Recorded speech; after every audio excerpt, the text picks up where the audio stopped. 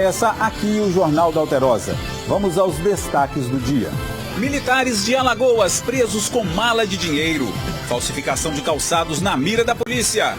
Dinheiro do FGTS e do PIS/PASEP. Combustível para a economia.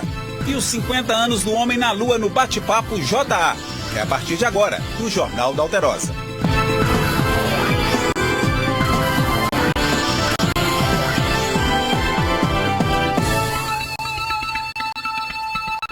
A Polícia Civil de Minas Gerais passou o dia hoje literalmente no pé dos falsificadores de calçados em Nova Serrana, cidade polo calçadista do estado, localizada no centro-oeste mineiro. No balanço, então, prisões e muito material apreendido. Nessas imagens é possível ver o local onde funcionava o setor de produção de uma das fábricas clandestinas que foi fechada pela polícia em Nova Serrana. Foram cumpridos 18 mandados de busca e apreensão em 15 fábricas que, segundo a Polícia Civil, são clandestinas, além de 3 transportadoras. Até agora, 11 pessoas foram presas. Mais de 1,5 milhão de calçados falsificados de diversas marcas foram apreendidos e um revólver calibre 38. Há aproximadamente 3 meses, o DEOESP identificou algumas fábricas clandestinas na cidade de Nova Serrana. Eles produziam o sapato, imitando de maneira, às vezes, grosseira e de maneira idêntica, marcas conhecidas nacionalmente. Esse material era levado para shoppings populares nas cidades de São Paulo e Belo Horizonte. As 11 pessoas presas em Nova Serrana serão trazidas para essa delegacia aqui em Belo Horizonte. Elas poderão responder por crime contra a relação de consumo e crime contra a marca. A pena pode chegar até 5 anos de prisão. Segundo a Polícia Civil, essa é a maior operação contra a falsificação de calçados em Minas Gerais. Representantes de marcas originais ajudaram a polícia na identificação do material falsificado. Terão outras fases que já foram identificadas, outras fábricas clandestinas, e também o foco nas outras fases são em relação à identificação de possíveis notas fiscais frias e possível crime de lavagem de dinheiro. Ex-comandante-geral e subtenente reformado da Polícia Militar de Alagoas são presos com cerca de R$1,5 milhão. Eles foram abordados pela Polícia Rodoviária Federal da cidade de Oliveira, em Itatiaiuçu, na região central. Os mais de R$1,5 milhão estavam em uma mala e em uma mochila, encontradas neste carro parado pela PRF na BR-381, em Itatiaiuçu. Os 2 policiais aposentados que estavam no veículo foram levados para a delegacia da Polícia Federal em Divinópolis. Num primeiro momento, eles apresentaram certo nervosismo, não souberam explicar direito ali qual o destino e a origem da viagem deles.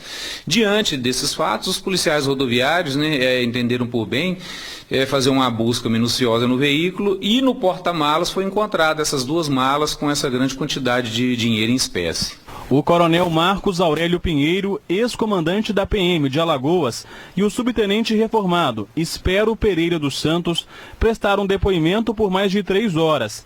Para a polícia, eles alegaram ter alugado o carro em Belo Horizonte e disseram que estavam indo para São Paulo. Um alegou que realmente não sabia de nada, não sabia nem o que estava transportando. Já o outro disse que estaria levando um contrato de uma compra de um imóvel, mas também não disse qual é o imóvel, quem comprou, quem vendeu, e que somente esse contrato, ele levaria esse contrato para ser assinado, mas que chegou lá na cidade de São Paulo, o negócio teria sido desfeito e a pessoa estaria devolvendo o dinheiro. Depois de prestar depoimento, os 2 policiais foram liberados. O advogado dos policiais acompanhou os depoimentos aqui na delegacia, mas não falou com a imprensa. Assim que foi liberado, o coronel Marco Aurélio Pinheiro divulgou uma nota, dizendo ter sido contratado pelo subtenente, que também é comerciante, para acompanhá-lo durante a compra do imóvel, que acabou não dando certo. Ainda segundo o coronel, esse tipo de serviço é legal e está dentro dos padrões. O coronel disse ainda ter apresentado na delegacia os documentos necessários para comprovar a origem do dinheiro e a compra do imóvel. Mas a Polícia Federal desmente a versão dele. Aqui para nós nada disso foi apresentado, tanto é que se fosse apresentada a documentação necessária para comprovação lícita do dinheiro, ele não teria sido apreendido. Ele foi justamente apreendido porque não tem comprovação lícita nenhuma. Futebol. O Cruzeiro está na semifinal da Copa do Brasil. O Atlético venceu o jogo, mas não levou a vaga. A classificação aconteceu dentro de campo, mas foi do lado de fora que teve muita confusão. Em campo, o Galo ganhou por 2-0, mas saiu da competição, já que a vantagem era do adversário que venceu o primeiro confronto. No furor da emoção, o torcedor Luciano Oliveira Palhares, de 34 anos, teve um infarto. Ele foi socorrido, mas morreu a caminho do hospital. Luciano estava com parentes e com um filho de apenas 5 anos. Viu o Galo ganhar, mas perdeu a vida. Nas redes sociais, circulam imagens que deixaram marcada a paixão dele pelo time do coração. Quem esteve no Independência diz que o jogo foi bonito e competitivo, mas do lado de fora do estádio, a competição perdeu o brilho, porque segundo a Polícia Militar, houve pelo menos 2 confusões generalizadas. Uma delas aconteceu nesta praça, que fica bem perto do Independência. Segundo a polícia, o ônibus com jogadores do Cruzeiro passava por essa avenida quando torcedores do Galo começaram a atirar garrafas e vários objetos contra o veículo. Um torcedor de 31 anos que estava aqui acabou se ferindo. Ainda não se sabe se pelas garrafas ou por balas de borracha. Os cacos de vidros ficaram espalhados por vários pontos da praça. Quem passou pelo local de manhã se assustou com a sujeira. De acordo com a PM, no tumulto, 2 pessoas que estavam no ônibus da delegação cruzeirense também tiveram ferimentos. Partiu para cima do ônibus, um determinado ponto onde tem um telão, eles partem com pedradas e pauladas no ônibus, alguns até se aproximando. Inclusive, quebram um dos vidros do ônibus, lesionando o médico e um auxiliar. Parece-me que lesões leves, porque a ação da Polícia Militar foi rápida. Os militares desceram, efetuaram a utilização de instrumentos de menor potencial ofensivo, inclusive elastômeros, conseguiram fazer a dispersão desse grupo para que a escolta seguisse. Outro tumulto aconteceu nessa rua, na região da Savassi. Torcedores dos 2 times brigaram após provocações. 2 homens, pai e filho, torcedores do Atlético, foram detidos, levados para a central de flagrantes e liberados após assinarem um TCO, termo circunstanciado de ocorrência. 2 irmãos que assistiam o jogo em um bar nesta rua também foram detidos. De acordo com testemunhas, eles começaram a provocar outros torcedores e acabaram apanhando no local. Os gêmeos cruzeirenses foram levados para a UPA e depois para a central de flagrantes. Os 2 também já foram liberados. As providências da segurança pública têm sido tomadas de forma rápida. O que nós precisamos agora é fazer com que o torcedor também se conscientize. Depois de quase 6 meses da tragédia que matou 248 pessoas em Brumadinho, na região metropolitana de Belo Horizonte, Thalita Cristina Oliveira de Souza, de 16 anos, recebeu alta do hospital em Betim, onde estava internada. Thalita foi encontrada por 2 rapazes que procuravam por parentes. Ela foi resgatada pelo helicóptero dos bombeiros. A adolescente quebrou uma das pernas e a bacia. Ela passou por 4 cirurgias e, quando completar 30 anos, terá de passar por procedimentos corretivos. Thalita ainda precisa de acompanhamento e está morando em um hotel sob supervisão médica em Betim. Ela não foi a única vítima da família. A sobrinha de Thalita, então com 14 anos, também estava em casa quando o imóvel foi engolido pela lama e morreu. Os bombeiros ainda procuram por 22 pessoas desaparecidas sob o rejeito deixado pelo rompimento da barragem da Vale, em Brumadinho. Moradores do bairro Vila Boa Vista, em Contagem, na Grande Belo Horizonte, reclamam da infestação do carrapato estrela. A região já é considerada área de foco de febre maculosa. Segundo a Secretaria de Saúde de Contagem, já são 95 casos notificados este ano, 6 confirmados. 4 pessoas morreram vítimas da doença.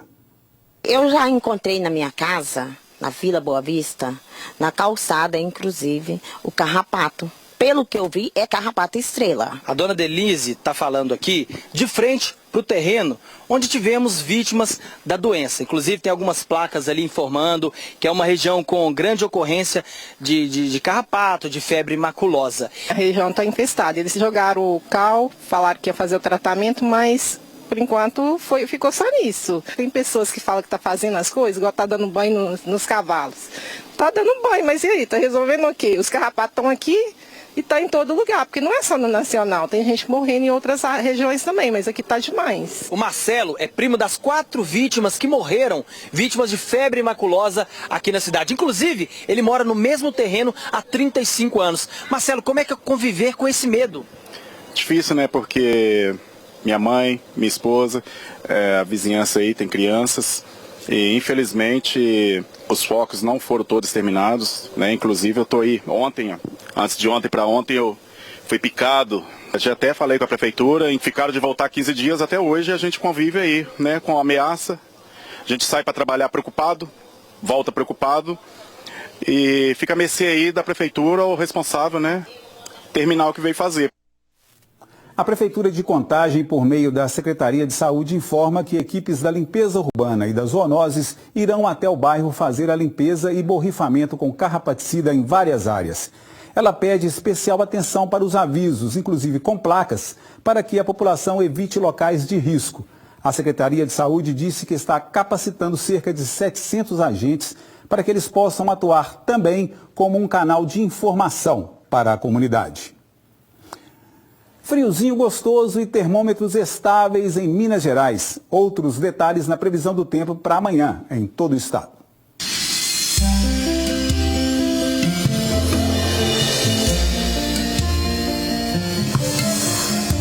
Sexta-feira de clima seco no norte e no Triângulo Mineiro. Há possibilidade de geada no sul do estado.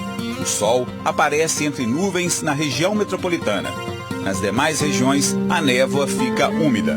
Em Belo Horizonte, os termômetros oscilam 10 graus, temperatura mínima 23 a máxima. Em Ipanema, 12 é a mínima e a máxima chega a 27 graus. Em Monte Azul, mínima de 9, máxima de 31 graus. Em Pará de Minas, mínima de 7, máxima de 25. E em Muriaé, mínima de 8 graus, máxima de 26 graus. Primeiro foi uma onça que andou assustando os moradores de Juiz de Fora, na Zona da Mata, até ser capturada e levada para uma reserva ambiental na região. Agora é a vez de outro animal silvestre passear pelas ruas de outra cidade. É o lobo-guará de Barbacena.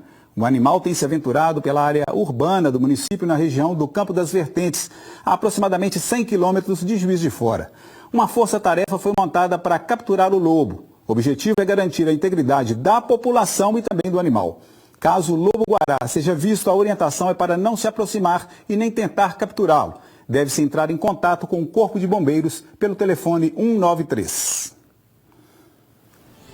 Vamos para um rápido intervalo. Na volta, vamos ver no Jornal da Alterosa. Dinheiro do FGTS para aquecer a economia. Você sabe o que fazer com ele? Defensoria Pública abre inscrições para casamento igualitário LGBTI na capital. Os interessados têm até o final de semana que vem para fazer a inscrição para oficializar a união. O repórter Wagner de Oliveira tem os detalhes. Os casais LGBTI interessados em oficializar a união têm até o dia 26 de julho para comparecer aqui, na Defensoria Pública do Estado de Minas Gerais, que fica à Rua Guajajaras, 1707, no Barro Preto. Eu converso agora com Vladimir Rodrigues, que passa mais informações. Vladimir, o que é necessário para oficializar essa união? Bom, como é um evento voltado a público LGBTI, os requisitos é que um dos cônjuges seja LGBTI, resida em Belo Horizonte e que a renda formal do casal não pode ultrapassar R$2.000, porque é um evento gratuito, né, voltado ao público de menor poder aquisitivo. O casamento, ela é a base da nossa sociedade, né? No público específico LGBTI é importante porque até 2011, olha só que absurdo, era proibido esse tipo de vínculo no Brasil.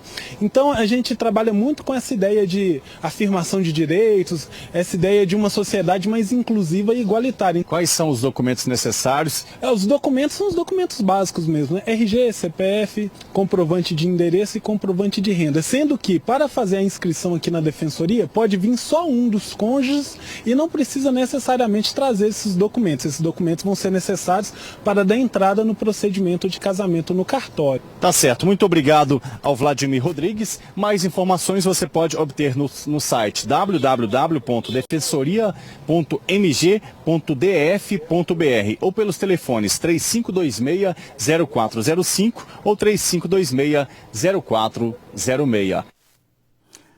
E o governo federal deve anunciar a liberação de saques do FGTS. A medida para estimular o consumo deve injetar 63 bilhões de reais na economia, sendo 42 bilhões com saques do Fundo de Garantia, 21 bilhões do PIS/PASEP. E você, gostou da notícia? Já sabe o que fazer com o dinheiro que você vai poder sacar? Se vocês puderem sacar, por exemplo, o que vocês pretendem fazer com o dinheiro? Investir, pagar conta, viajar? Viajar, né? As dívidas são tantas que a gente tem que pagar. Sobrar não sobra, mas vai ajudar muito, né? O saque do FGTS vai valer para as contas ativas e inativas. Os trabalhadores vão poder sacar até 35% dos valores do fundo. Em 2017, foi liberado o saque de quase 30 milhões de trabalhadores, o que representou cerca de 44 bilhões de reais nas contas inativas. A liberação é uma tentativa de reativar a economia ainda neste ano. A previsão é que, com a medida, o cenário econômico do país receba uma injeção de mais de 42 bilhões de reais. Toda a economia será beneficiada. Porque se eu tenho um trabalhador que destina esse recurso para um consumo de um bem ou de um serviço, o setor produtivo será impactado diretamente via aumento no volume vendido, no volume demandado pelas famílias. Se esse trabalhador decide reduzir seu nível de alavancagem, ou seja, seu nível de endividamento, isso também é benéfico para o setor produtivo, uma vez que consumidor inadimplente fica à margem do mercado de consumo, sem acesso ao crédito, e ao regularizar sua situação financeira, o mercado conta com mais esse consumidor para realizar suas vendas. Você vai ver depois do intervalo, Bate-Papo JA no Mundo da Lua, 50 anos de história. No Bate-Papo JA de hoje, vamos viajar no tempo e no espaço. E aqui no próximo sábado, depois de amanhã, a humanidade comemora os 50 anos da chegada do homem à Lua. E o Espaço do Conhecimento da UFMG, na Praça da Liberdade, oferece uma oportunidade tanto para você observar o satélite natural da Terra de uma maneira muito especial. Te convido a embarcar nessa viagem com o repórter Wagner de Oliveira. Vamos lá?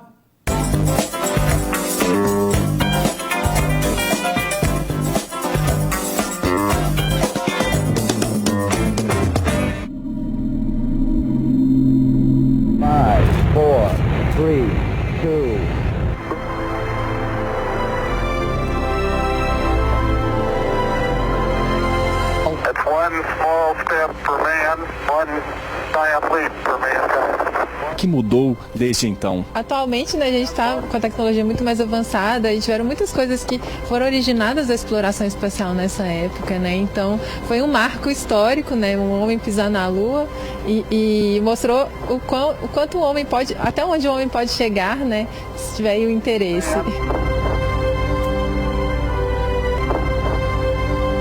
Eu acho que agora o objetivo é outro, né? Naquela época, da exploração espacial, era uma corrida ali entre União Soviética e Estados Unidos, e agora a ideia é que ali seja uma base para que a gente vá cada vez mais longe, né? O interesse agora é que a gente chegue em Marte, pise em Marte, e a Lua pode ser uma base aí para a gente fazer uma parada ali e poder chegar mais longe. Agora, explica para mim o que tem aqui no Espaço do Conhecimento, no terraço astronômico do FMG, que fica na Praça da Liberdade. Bom, as pessoas podem vir aqui durante a semana, a gente tem várias atividades, né, todos os dias oficinas e atividades que envolvem astronomia, e especificamente nesse sábado, né, quando vai completar os 50 anos que o homem pisou na Lua, a gente vai ter uma programação especial com sessões de planetário que falam sobre a Lua, corrida espacial e também atividades falando sobre essa conquista.